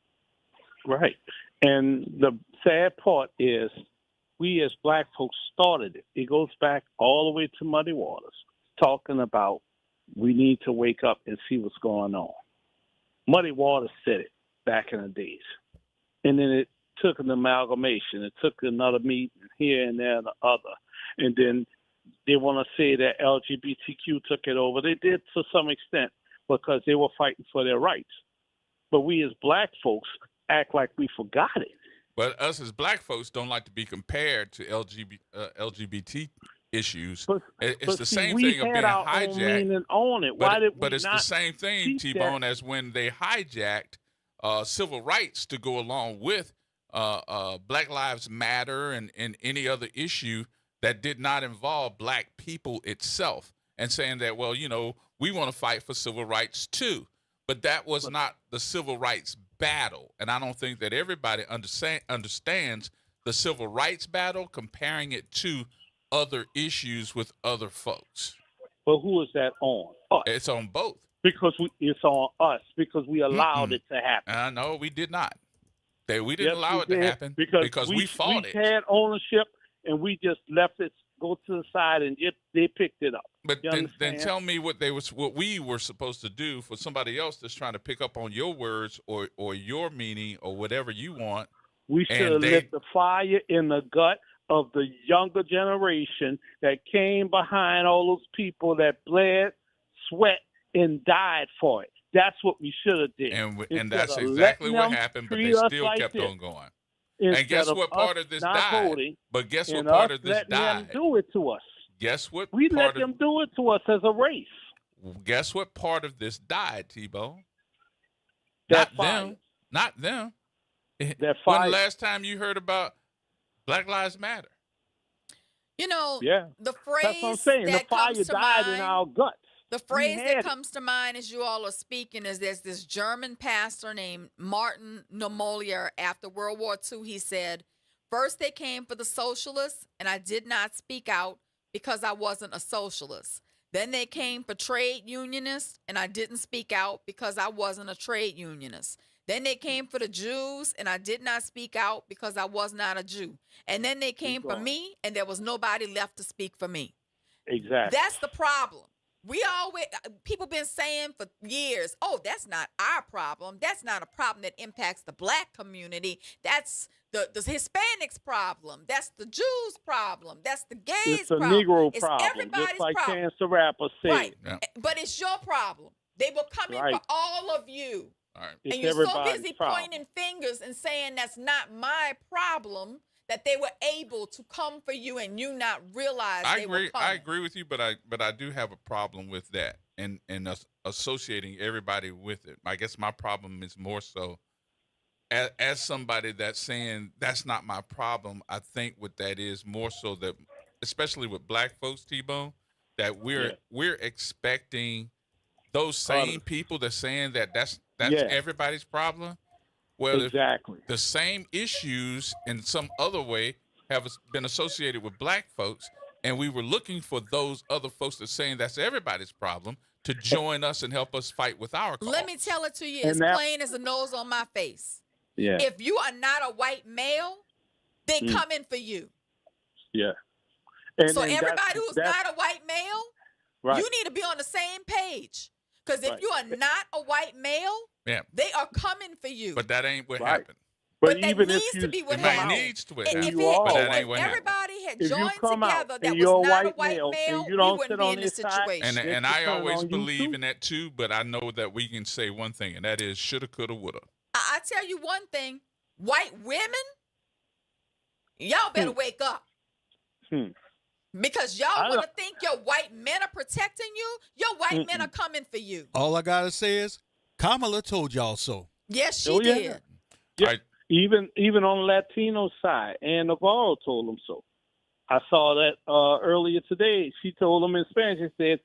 She told them in Spanish. I don't remember how it went, but she said, "I told you so" as well. Unity is the only way to win this racial battle in this country right now. Yeah. All right, y'all. We got everybody holding on. I want to try to get them racial and gender based. All right, T-Bone. All right, Tamika. Good evening. Hey there. How you doing?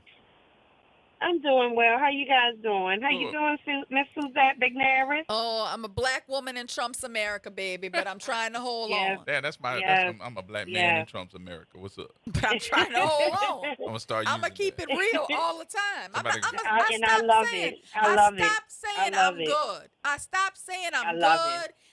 You know, I'm still blessed. But I tell you what, I'm stopped saying I'm good because I'm not good.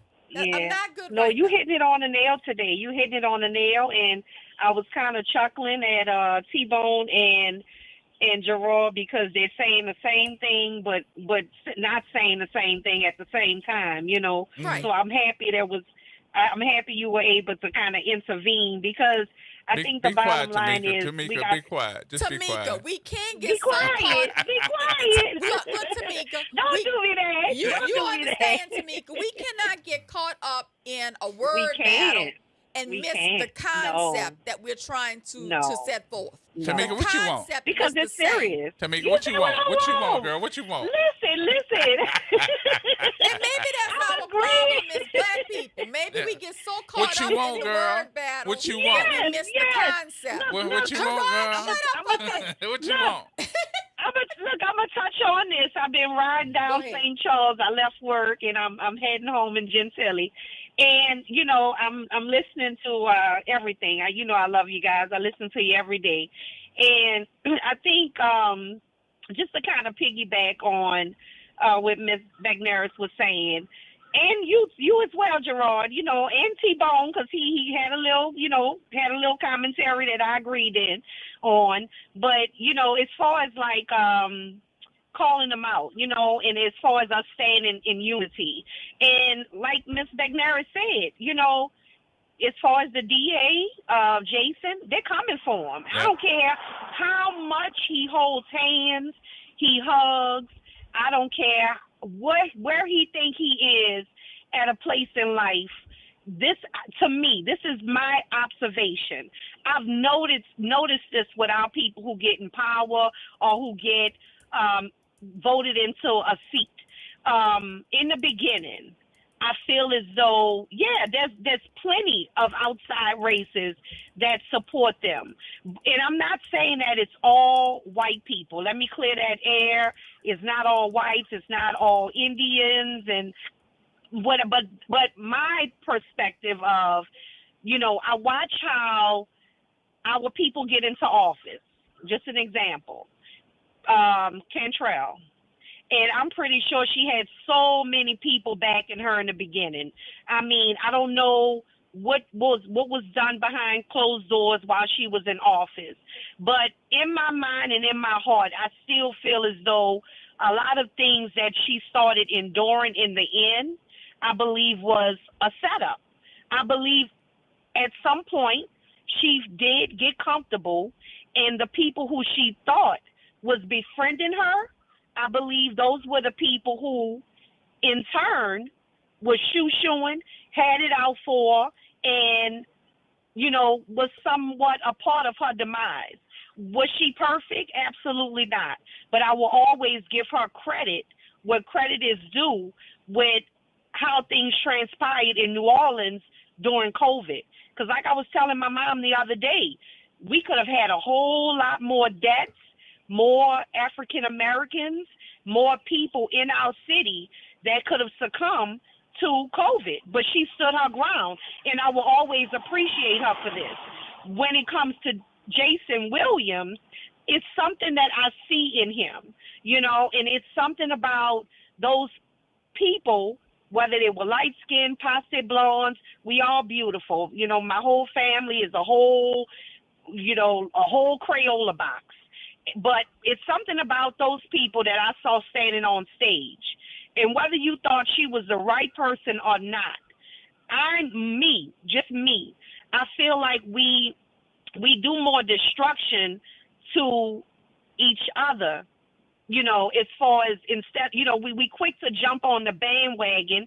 And yeah, there are other races that will do good and do great in New Orleans, but I feel like we should be standing together. Yeah. And we're not. Yeah. We are divided. You are correct. And I'm starting to see it. I'm seeing it more and more, and it's affecting us.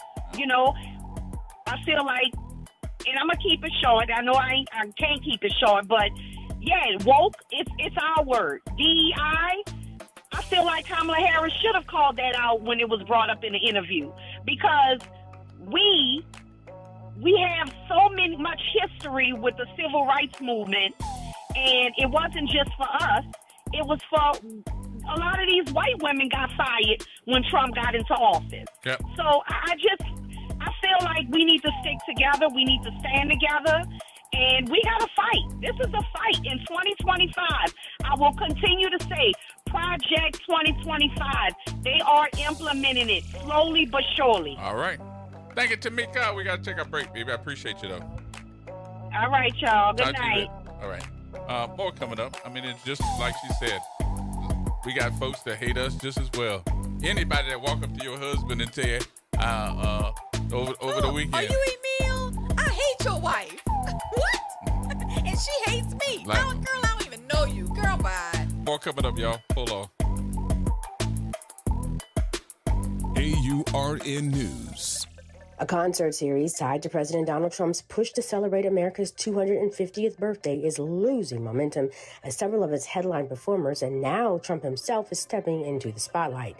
Organizers with Freedom 250 announced that Trump will headline the opening ceremony for the Great American State Fair on June 24th in D.C. after a growing number of musicians publicly withdrew from scheduled performances on the National Mall. Among those distancing themselves from the event, Martina McBride, Morris Day and The Time, Bret Michaels, and rapper Young MC.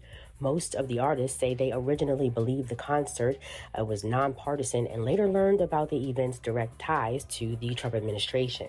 Trump responded to the backlash over the weekend by mocking performers who pulled out, saying they had the yips and suggesting a MAGA rally would draw a bigger crowd than what he called overpriced singers. For AURN News, I'm Ebony McMorris. The Ron Kelly Show. Real talk, bold truth. Tune in for your weekly dose of unapologetic conversations that don't dodge the truth or dilute the message. Stay informed on the issues that matter most on The Ron Kelly Show. Every Monday at 7 p.m. on WBOK 1230 a.m. From Gentilly to New Orleans East, WBOK is what New Orleans is talking about. WBOK. Here we go. The reality check on WBOK 1230 a.m. All right, welcome back. Yeah. All right, Terry, what's happening with you now? Terry? Terry? Yeah, Gerard. What's happening? Can you hear me? Yep. Yeah, hello? Yes, we can hear you. Okay, I can barely hear y'all, though. Well, something wrong with your phone because I'm screaming at you. Yeah, let me turn the volume. I got it up now. What's going on? Yeah, but this is what I'm saying. I was listening to you and Suzette. How y'all doing? We're doing okay. We're surviving. That's good. That's good. But Suzette and Gerard, what are we supposed to do? I'm talking about we as a people as a whole. I mean, I know y'all put it all out, and we all appreciate that. Without WBOK, we wouldn't even be knowing what's going on. A lot of the citizens of the city. But I like to know, we collectively as Black people, what can we do about what they're doing to us? I mean, what's the solution? I mean, I need to know something. Well, I guess we need to stay visible. We need to stay active. Today, I emailed the entire city council, the mayor, the state representatives, the state senators, and the U.S. congressmen that represent this parish and Jefferson Parish about the Gus Hanno issue. That's one example of what everyone can do. We can stay informed. We can email people in Baton Rouge. We can vote when elections come up. We can educate our young people who clearly don't know the civil rights struggle and don't know where to begin in fighting some of the oppression that we're facing. We can make sure our neighbors understand that we are in the midst of a modern civil rights movement and that we need to get active and we need to get involved and we need to start supporting our own. And we need to continue to call truth to power as we do every day on this radio station. We need to support this Black radio station because it seems to be the only media outlet in the city of New Orleans and the state of Louisiana that's telling it like it is regarding all the Black disenfranchisement that we're facing. We've got to continue to be involved in government and corporations and churches and schools and our D9 organizations and law enforcement, in media, all of it, because that's the only way we can keep people accountable. And just by you all calling into this radio station to add your voices to the dialogue, believe it or not, you are being heard because they are listening to this station. So, that's what we can do right now. We can sign that recall petition. We can make sure that others sign the recall petition. You are your brother's keeper right now. You've got to drive people to sign the recall petition, to drive people to vote. Why? Because civic engagement matters. Accountability matters. Right now, unity really matters. And we cannot become a city where people only speak once the fire reaches their own house. I agree with that because it looks like, we have a bad habit of always responding after something has happened. I mean, which is crazy. Which is crazy because I got to say this. 2 years before Project 2025, Gerard and I were on here talking about it. So before the gubernatorial election where y'all elected Landry, we were on here talking about it. Before the presidential election with Trump, we were on here talking about it. We were on here talking about it before Helena got elected. We were on here talking about it before all these bills passed in the legislature. So we're talking about it on this station. What are you doing when you're hearing it? Not listening. I agree. All right, Suzette, Gerard, y'all. All right, Terry. Take it easy, boss. All right, that's going to wrap it up for us on today. Tonight's song going out after this is dedicated to Suzette. Make sure y'all All right, I can't wait to hear what it is. Make sure y'all watch the Channel 4 News tonight. So the superstar going to be on there tonight. She's going to be on ABC 26 tomorrow. You're going to be on the Associated Press. I just wake up and see what I'm on the next day, y'all. That's how we sending her out. Follow her now because she's a hot girl. She's going to be on the news tonight on Channel 6. Fighting the fight. It's going to be a whole lot. I'm doing my part. All right, y'all. That's going to wrap it yours. up for us. We'll see you later.